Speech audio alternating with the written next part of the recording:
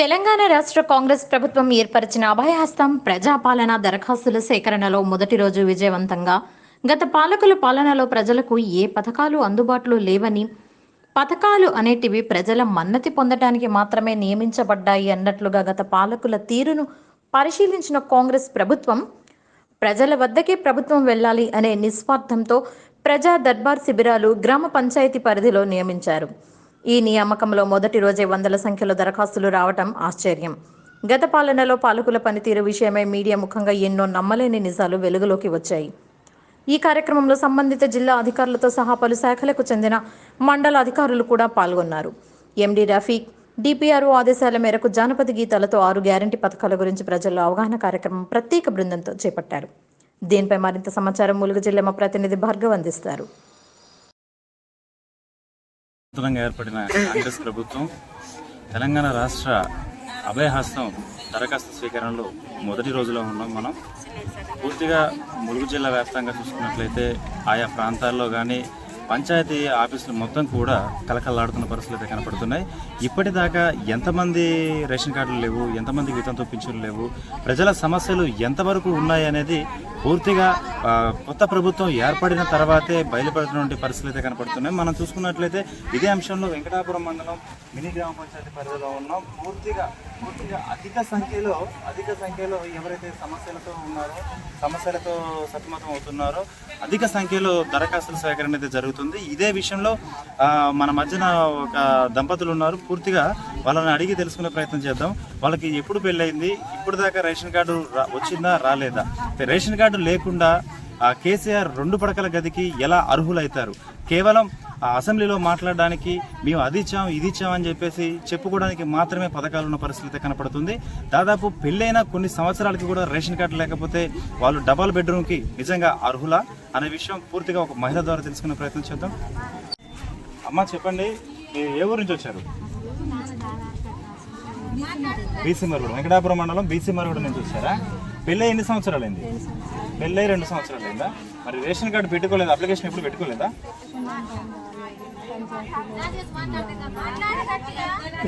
MR ఆఫీస్లో కూడా పెట్టుకున్నారు కానీ దరఖాస్తు రాలేదు. మరి పర్టికులర్గా 2-3 సంవత్సరాలు అయిందంటున్నారు పెళ్ళయి.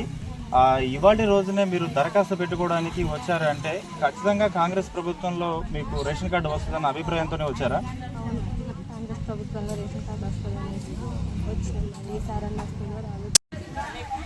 కాంగ్రెస్ ప్రభుత్వం అభయహస్తం దరఖాస్తు స్వీకరణలో ఎన్నో ప్రజలు తెలంగాణ ప్రజలు ఎలాంటి ఇబ్బందులు పడుతున్నారు అనేది అయితే చాలా క్లుప్తమైన విషయాలు అయితే ఇప్పుడిప్పుడే మొదటి రోజునే వెలుగులోకి వస్తున్న పరిస్థితి అయితే కనపడుతుంది. గత పాలకులు చెప్పినటువంటి మాటలు ఎలా ఉన్నాయంటే పూర్తిగా తెలంగాణ రాష్ట్ర వ్యాప్తం అంతా కూడా బంగారు తెలంగాణ అని చెప్పేసి చెప్పడం జరుగుతుంది. ఎంతో అపూర్వమైన పరిపాలన, ఎన్నడూ లేని ఇతర రాష్ట్రాలలో లేని పరిపాలన, ఎటువంటి సమస్యలు లేకుండా తెలంగాణ ప్రభుత్వం చాలా క్షుణ్ణంగా పరిశీలించి మారుమూల గిరిజన ప్రాంతాల్లో కూడా అభివృద్ధి చేస్తున్నామని అయితే గత పాలకులు చెప్పడం జరిగింది. ఏదైతే నూతనంగా ఏర్పడిన కాంగ్రెస్ ప్రభుత్వం వచ్చిన తర్వాత అయితే ఇవాళ సమస్యల గురించి, ప్రజాపాలన సమస్యల గురించి దరఖాస్తు సేకరణలో కొన్ని నమ్మలేని నిజాలు, ఇది కూడా సమస్యేనా, ఇవి కూడా సమస్యలేనా, ఇలాంటి సమస్యలని మండల అధికారులు ఇప్పటిదాకా ఉన్నతాధికారుల దృష్టికి కానీ డిస్ట్రిక్ట్ అధికారుల దృష్టికి కానీ ఎందుకు తీసుకెళ్లలేకపోయారు అనే విషయంపై సీకే న్యూస్ ప్రత్యక్ష అన్వేషణలో భాగంగా మన దగ్గర ఒక వృద్ధులు ఉన్నారు. ఆయన ఎలాంటి సమస్య కోసం వచ్చారు, ఏ దరఖాస్తు పట్టుకుని వచ్చారనే విషయం ఆ వృద్ధుడి ద్వారా తెలుసుకునే ప్రయత్నం చేద్దాం. తాతగారు చెప్పండి, మీరు ఎందుకు వచ్చారు? పింఛన్ దరఖాస్తు పెడదామన్నా? మీకు ఇదివరకు పింఛన్ రాలేదా? అంటే మీ ఇంట్లో మీకు ఒక్కరికి రాలేదా, ఎవరికి రాలేదా? ముసలమ్మ ఉందని చెప్పి వచ్చింది, సంవత్సరం దాటింది. అంటే మీ భార్య ఉన్నప్పుడు మీ ఇంట్లో పింఛన్ వచ్చింది, మీ భార్య చనిపోయి 2 సంవత్సరాలు అవుతుంది. మీకు ఇప్పుడు ఇంట్లో ఎవరు పింఛన్కి అర్హులు కాదు, అర్హులు ఎవరికి ఇది రావట్లేదు. మరి పెట్టుకున్నారా? పెట్టాం, అది రాలేదు. పెట్టారు మండల అధికారుల దగ్గర, మీరు అయ్యా నా భార్య చనిపోయింది, ఆసరా పింఛన్ కోసం నేను అది నాకు వచ్చే విధంగా చేయండి అయ్యా అని చెప్పేసి మండల అధికారుల దగ్గర మీరు అప్లికేషన్ పెట్టారు కానీ రాలేదు. 3 చుట్లు 2-3 సార్లు పెట్టినా రాలేదు. ఇప్పుడు ఖచ్చితంగా కాంగ్రెస్ ప్రభుత్వంలో మీకు న్యాయం జరుగుతుందనే నమ్మకం మీకుందా? ఉందో లేదు, పెడతాం, కాగితం పెట్టామంటే పెడతాం. ఖచ్చితంగా పెట్టమన్నారు కాబట్టి పెడుతున్నారు. ఆ పింఛన్ మీకు వస్తే ఈ వయసులో మీకు పింఛన్ రావడం అనేది ఆసరా పింఛన్ అన్న పేరుకే జీవం పోసుకునే లాంటి పరిస్థితి. ఇంట్లో ఏంటంటే మీ భార్యకు వచ్చింది, మీ భార్య చనిపోయారు కాబట్టి మీకు వచ్చే ప్రయత్నం ప్రభుత్వం ఖచ్చితంగా కల్పించాలి. ఖచ్చితంగా కాంగ్రెస్ ప్రభుత్వంలో న్యాయం జరుగుతుందని చెప్పేసి మీరు వచ్చారు. మైనకు వచ్చేదండి 2 సంవత్సరాలు అవుతుంది. ఇప్పుడు 3 సుట్లు పెట్టినా కానీ రావట్లేదు. తిరిగి ఊరుకున్నాం, మళ్ళీ 50 పెడదాని వచ్చింది. ఎన్నిసార్లు పెట్టారు? 3 సుట్లు పెట్టినా. 3 సార్లు పెట్టారు. పెట్టినా. మీది ఎక్కడ మినీ గ్రామ పంచాయతీ? ఇదే మినీ గ్రామ పంచాయతీ. మీ ఆయన చనిపోయిన తర్వాత పింఛన్ కోసం ఇది వితంతు పింఛన్ కోసం పెట్టారమ్మా? 3 రాళ్ళ పింఛన్ పింఛన్ కోసం పెట్టారు. పెట్టినా సరే మీరు ఆఫీస్ కాడిపోతే కొడతాం అంటలేదు, కొట్టిన అంటలేదు. మొన్న కూడా పోతే ఏం మరి 3వ తారీఖున వెళ్తుందమ్మన్నారు. మళ్ళీ పోతే మళ్ళీ పెట్టాలమ్మా. ఖచ్చితంగా కాంగ్రెస్ ప్రభుత్వంలో మీకు న్యాయం జరుగుతుంది అనుకుంటున్నారా? ఏం జరుగుతుందని మరి పెడదాని వచ్చినాం. మరి ఇవాళ నా పేరు ధనలక్ష్మి అండి. ఇది సదరపు క్యాంప్ నుంచి వచ్చిన సర్టిఫికెట్ మా ఆయనది, వికలాంగ్ సర్టిఫికెట్. ఇది ఇంతకుముందు మేము గతంలో చాలా చోట్ల ఎంఆర్ఓ గారికి మీ సేవలో ఎండి ఆఫీస్లో అప్లికేషన్ ఇవ్వడం జరిగింది. 4-5 సంవత్సరాలు తిరిగిన తర్వాత సదరపు క్యాంప్లో ఈ సర్టిఫికెట్ ఇవ్వడం జరిగింది. ఇది ఇచ్చి 2వ సంవత్సరం కూడా వస్తుంది. దీని గ్యారంటీ కూడా 2 సంవత్సరాలకే ఇచ్చారు. దీని వారంటీ ఇంకొక 2 నెలలు అయితే దీని టైం కూడా అయిపోద్ది. ఇది సర్టిఫికెట్ ఇచ్చాక అడిగితే సైట్ ఆఫ్ చేశారమ్మా, ఇప్పుడు మేమేం చేయలేమన్నారు. ఎప్పుడు వెళ్ళినా అదే మాట చెప్తున్నారండి. దీని టైం అయిపోతుంది, మళ్ళీ ఇది టైం అయిపోతే ఇది పని చేయదు. రెవెన్యూలు చేసుకోవాలంటే మరి ఎక్కడికి వెళ్ళాలో ఏంటో కూడా నాకు తెలీదు. ఆన్లైన్ చేయించుకోమంటున్నారు, మళ్ళీ టైం అయిపోతుంది. మరి పింఛన్ అయితే రావట్లేదండి. 2 సంవత్సరాలకే ఇచ్చారు. మరి గత ప్రభుత్వంలో మాకైతే దీని ద్వారా పింఛన్ రాలేదు. ఇప్పుడైనా కాంగ్రెస్ ప్రభుత్వం తరఫునైనా మా పింఛన్ రావాలి. అందుకోసమని మళ్ళీ మేము దరఖాస్తు చేసుకోవటం కోసం వచ్చాం. దీని టైం అయిపోతే ఇది వేస్టేనండి. ఎక్కడికి వెళ్ళాలో ఏంటో మేము తిరగటం కూడా పెద్దగా నాకు తెలీదు. కాబట్టి ఈసారైనా ఈ ప్రభుత్వం అయినా ఈ సైట్ ఓపెన్ చేసి మాకు పింఛన్ మంజూరు చేయవలసిందిగా కోరుకుంటున్నాను. నేను అనగా సమ్మయ్య తహసీల్దార్ వెంకటాపురం. మన కాంగ్రెస్ ప్రభుత్వము తెలంగాణ రాష్ట్ర ప్రభుత్వం అభయాస్తం కింద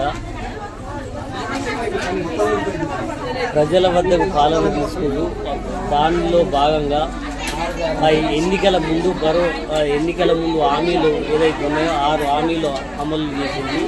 అందులో ఒకటి బస్సు సౌకర్యం ఆల్రెడీ ఆ పథకం నడుస్తూనే ఉన్నది. ఇప్పుడు ఇంకా మహాలక్ష్మి, రైతు భరోసా, గృహజ్యోతి, ఇందిరమ్మ ఇండ్లు, చేయూత పథకం కొరకు మరియు ఇలాంటి పథకాలు ఏదైతే ఉన్నాయో మీరు కార్యాలయం చుట్టూ తిరిగితే ఎలాంటి పని కాదు అని ప్రభుత్వం గమనించి ఇది ప్రజల వద్దకే పాలన తీసుకొచ్చింది కనుక దీన్ని మీరు తప్పకుండా సద్వినియోగం చేసుకోవాలి. అయితే మహాలక్ష్మి పథకం ద్వారా ప్రతి 2,500 రూపాయలు ఆర్థిక సాయం అందుతుంది. గ్యాస్ కనెక్షన్కు 500 రూపాయలే. రైతు భరోసా కింద 15,000 అంతకుముందు ఇప్పుడు ఇస్తుంది.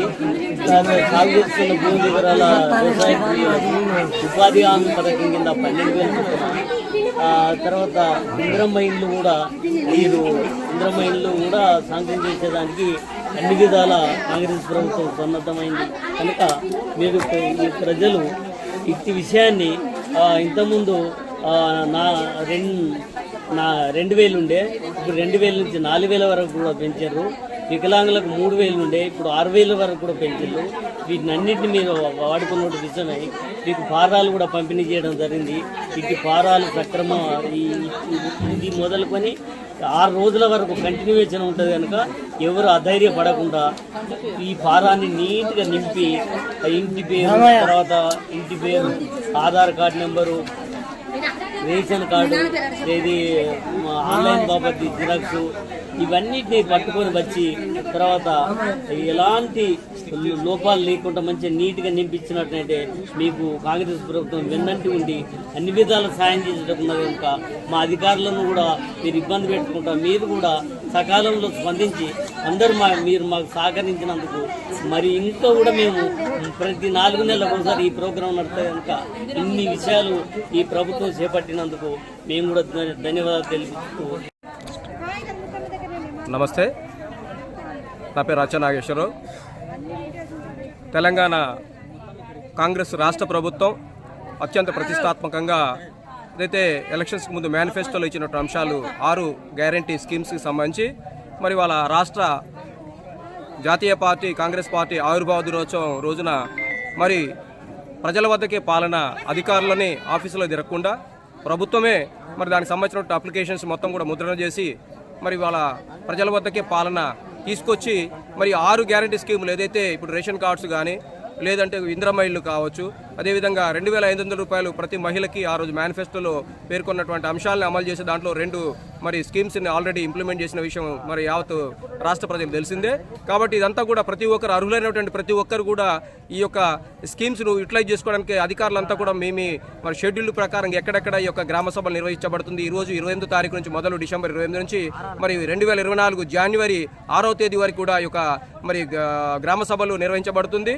మరి కాంగ్రెస్ ప్రభుత్వం అత్యంత ప్రతిష్టాత్మకంగా అర్హులకి పేదవారికి మరి ఈ యొక్క సంక్షేమ పథకాలు అందించాలనేటువంటి దృఢ నిశ్చయంతో మరి వాళ్ళ ప్రజల వద్దకే పాలన తీసుకురావడం అనేది మరి ముదాహం అభినందనీయం. అదేవిధంగా భద్రాచలం శాసనసభ్యులు మరి డాక్టర్ తెల్ల వెంకటరావు గారు ఎమ్మెల్యే గారు కూడా మమ్మల్ని దీన్ని 5 మండలాలకు సంబంధించి మరి మమ్మల్ని కూడా నిరంతరంగా దీని మీద పర్యవేక్షణ చేస్తూ అర్హులు ఎవరైతే ఉన్నారో ఈ సంక్షేమ పథకాలు అర్హించి ఏ ప్రభుత్వం వచ్చినప్పుడు కూడా అంతిమ ఉద్దేశం ప్రజలకు సేవ చేయడమే, ఆ యొక్క మరి అభివృద్ధి సంక్షేమ పథకాలు అర్హులు అందించేటువంటి ఉద్దేశమే అనే ఉద్దేశంతో పనిచేసే వ్యక్తులు.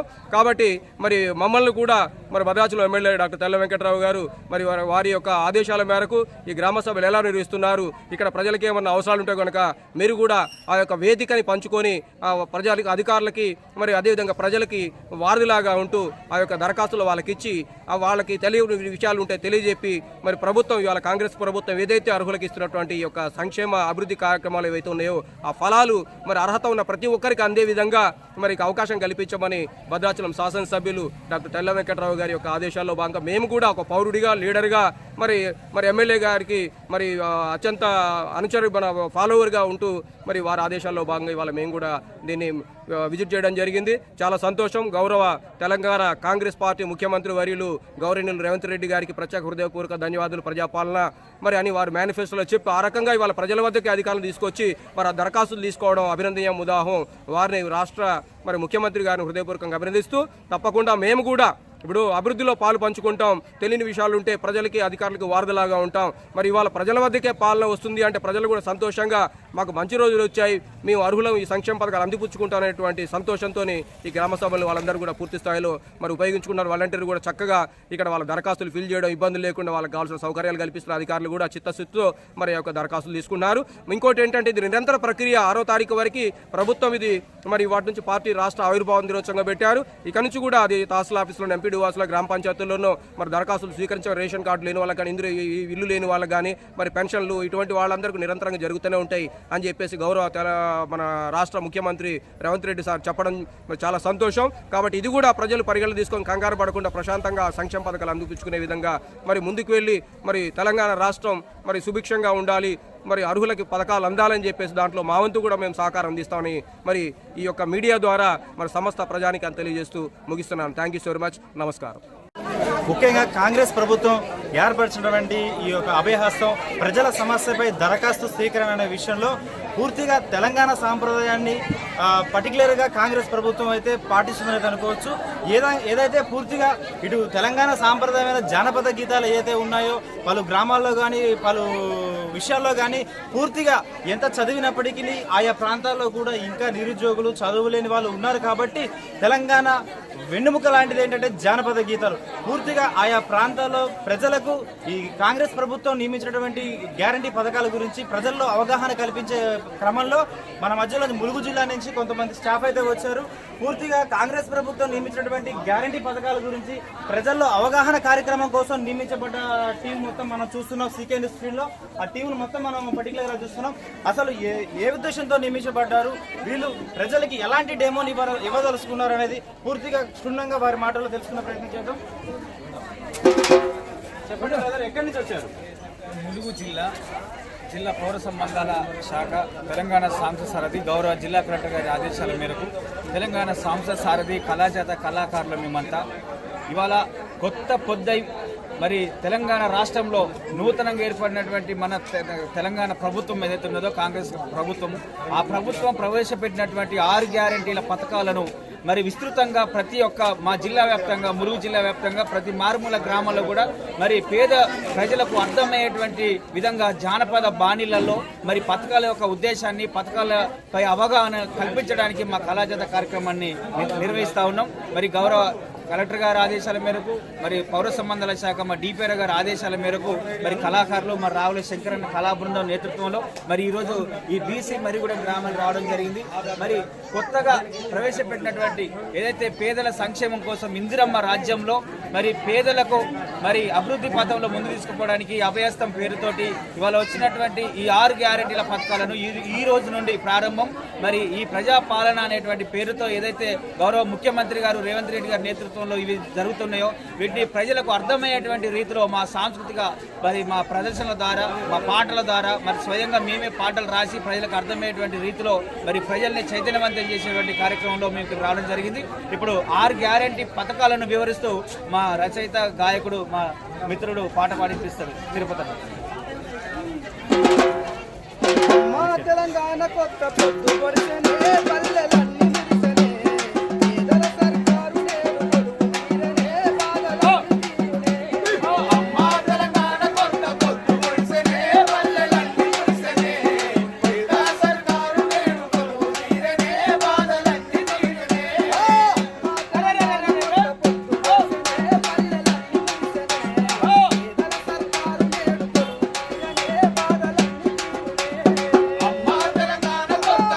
పొడిసెనే పల్లెలన్నీ మురిసెనే పేదల సర్కారు నేడు కొలువు తీరనే బాధలన్నీ